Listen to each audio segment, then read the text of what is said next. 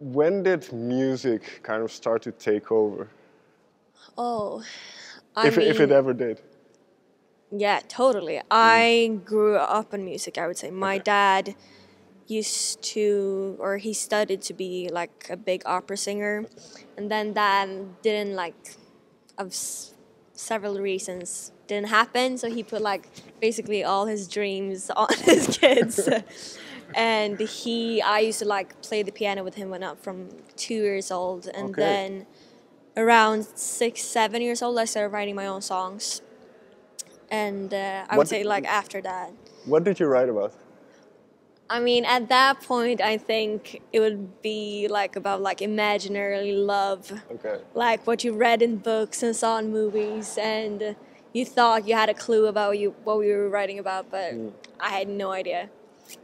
But so, kind of pursuing music and being creative was always encouraged. Totally, yeah. My parents have been super encouraging and just like supportive, and yeah, driving me to all the practices, and yeah, they're amazing. Was there a turning point maybe for you where you thought, well, I'm actually quite good at this, or I could do this? A turning point, I would say, was probably in 2012, because I was actually in Amsterdam representing Sweden in Junior Eurovision Song Contest, and I have written a song about like courage and standing up for yourself, and a lot about like self-love. And there were so many young girls like already then at that point like texting me and getting in contact with me, and like, you've helped me so much. And that was like when I realized like, wow, like music can really change people and inspire people and can make a difference. And that was like big turning point that I felt like I needed to do this. That was like my calling. Well, before we go on this, because it is very interesting, who were the artists, or was there ever an artist who had that role for you, who kind of made you feel powerful, made you, if you know what I mean? Yeah, I mean, I have several. Maybe like around that time when I was like starting to get up like a teenager, I started looking up a lot to Lauryn Hill. Okay. My dad actually introduced me to her, Right.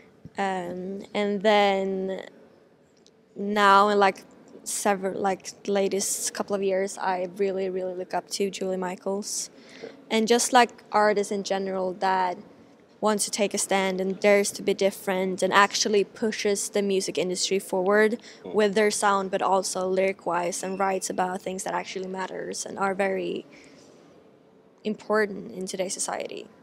So that's what I usually look for in an artist. Well, that's an interesting point because, well, you mentioned kind of getting that reaction when you Yeah. wrote the songs, and so is it? I don't know how to phrase this exactly, but is it important for you to make people think about society, about Yeah, I things, think not so. just to entertain them and have a good song, but to kind of. Of course. I mean, I do not judge at all people that are just Sure. like there for the entertainment part. I love that as well. I feel like for me at least, I have a responsibility as like a young female to be some sort of role model. But for that, it's not about like living this perfect lifestyle. So that's why I write about like insecurities and things that we all go through. And I want to be as relatable as possible and just show some realness, especially in this pop world that are very like manufactured. And Sure.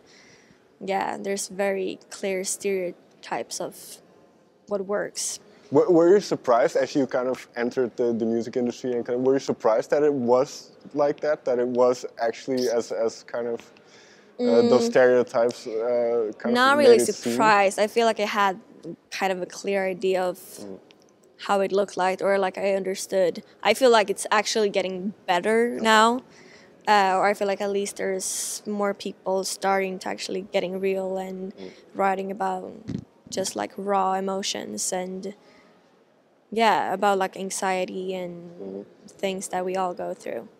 So I feel like it's getting better. And you mentioned those kind of songs, and your songs like the way you talk about your insecurities, Yeah. and I can imagine. Was that easy to open yourself up in that way, to kind of go, well, I struggle with this, and or I've. It was actually kind of easy. Like I'm Okay. very like an open book.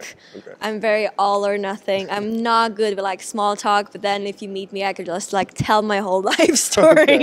Okay. But I knew I wanted to write about that for a long time, and then I've just like built up the courage, and then I wrote like for insecurities.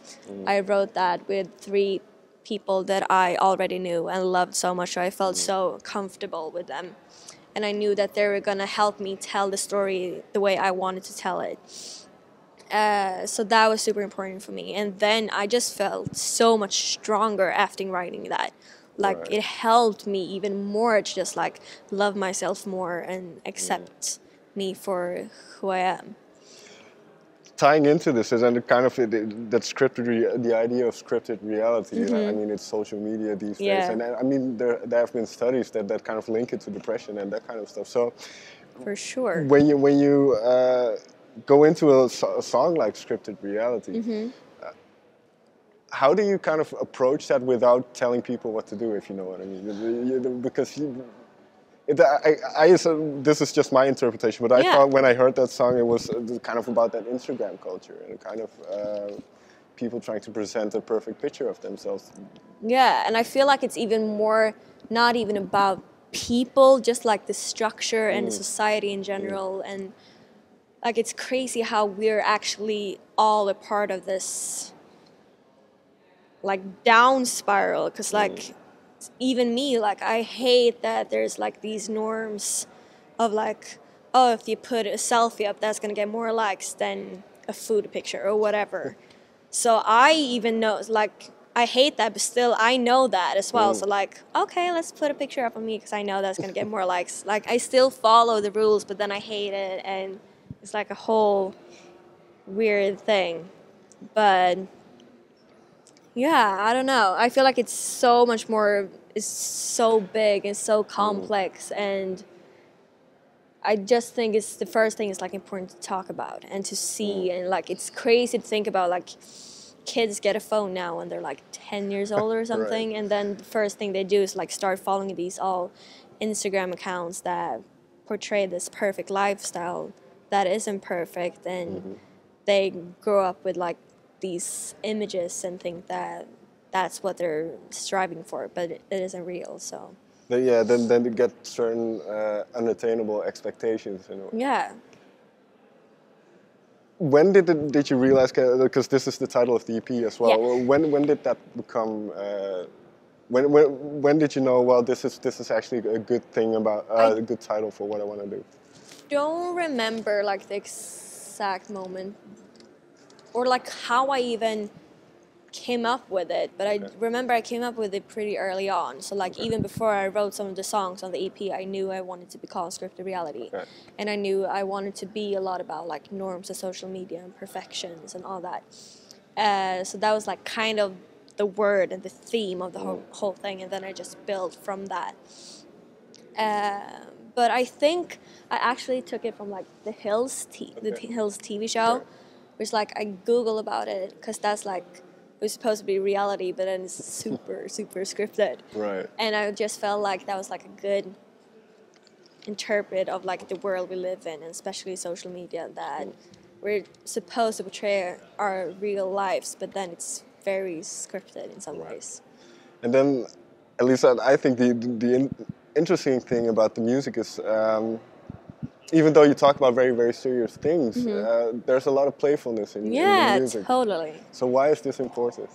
Actually, when I started getting into sessions and writing music, the sound was completely different. Like I thought I wanted to do it like, I still wrote about the same things, but like the sound was very Lana Del Rey-ish, like super dark and moody and death. And then I just like, I think it was a accident that we wrote like Careful, the song on the EP, because like it was a beautiful day and we just had like this feel good vibe and wrote that song, and then it felt so right, and I realized like I'm at that point like 18 years old, like I'm still a kid, like it's life. I wanted to be serious but still have that like kid touch on it, and like the playfulness and the quirkiness, because that's a lot of my personality as well.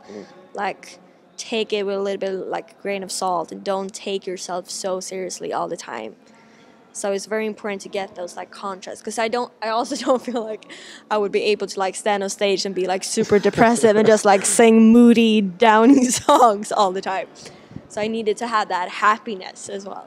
Because I was gonna say that I suppose writing, does it help? Does it make you feel, understand these things better and kind of make? Absolutely, I would say it's the best therapy in the whole world. Okay. For sure. Like I get to know myself so much more just like writing songs.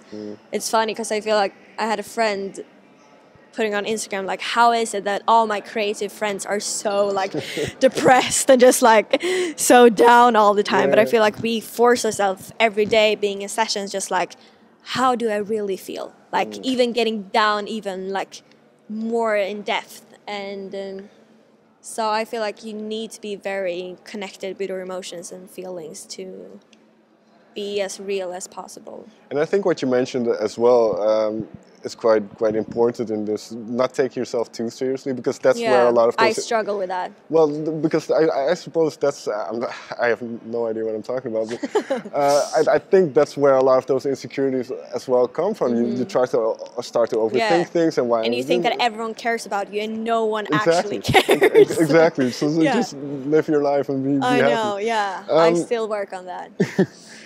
But you mentioned kind of that. Kind of the reaction of especially young girls coming up to you and talk to us. So with especially this EP and talking about the things that you talk about, what was one of the best things that you've heard from somebody kind of? Just like people getting in touch and saying that how like the EP have helped them go through hard times, and how they thank me that they can finally understand their emotions better, because that was like one of my biggest issues when I was younger. Like I had so many feelings, but I didn't really knew like the words to put on it, or like why I felt those feelings and what like how. So I would say I really would have needed like a song called like Insecurities when I was younger, just to have someone that could put names on to the feelings I felt at that time. So that's so cool and so rewarding that I can be that person for someone else. Right. And I assume you've been writing obviously since the release of this. So what is occupying your mind these days? Good question. I'm a little bit in between two things right now, because I'm working on an EP, a second EP that will come out later this year. And since I love working in concepts, I have like a clear idea of what the EP will be about. But then I'm also like looking into writing an album, and that I want to be like about another thing. So I'm like in between trying to figure out both.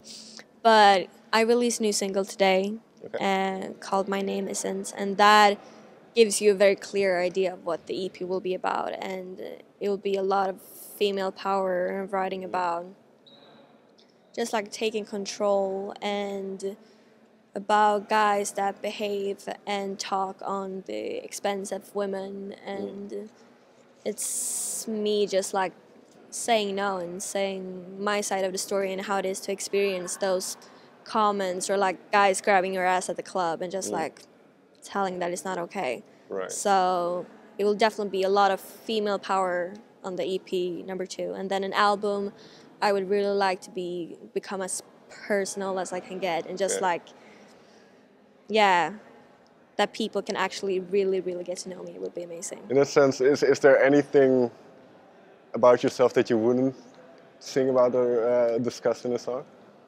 I don't think so. I mean, there probably is like, some things are very sensitive, but I usually, those are like my favorite songs to write about. Like I love just like hinting few things, like if I'm in an argument with someone, like I think it's very challenging, but like in a good way. Like I feel like I get more creative when it's a little bit sensitive. So I'm usually very open. I'm not a private person, I would say. Final question then. Yeah. What is your? I don't like the thing where you see yourself in 5 years, but what is your ambition, so to say? My ambition. I mean, I just wrote like 10 points of only this year, like the things I want to achieve. But I've always said since I was little, I want to be an historic person I want to be someone that really makes a change with music, both sound-wise but also lyric-wise, and when I die, I want to be known as someone that inspired people and motivated people and made this world a better place and just spread positivity and happiness. And then, of course, I want to be able to travel around the world and play at the biggest shows and venues I could possibly play at, and just work with amazing, talented, creative people that inspire me. And yeah, the list is long. Well, it's still early days, so you I know, have a lot of time to do all I know, it's that. been a crazy year. All right, thank you very much for your time. Thank you so much. Thank you.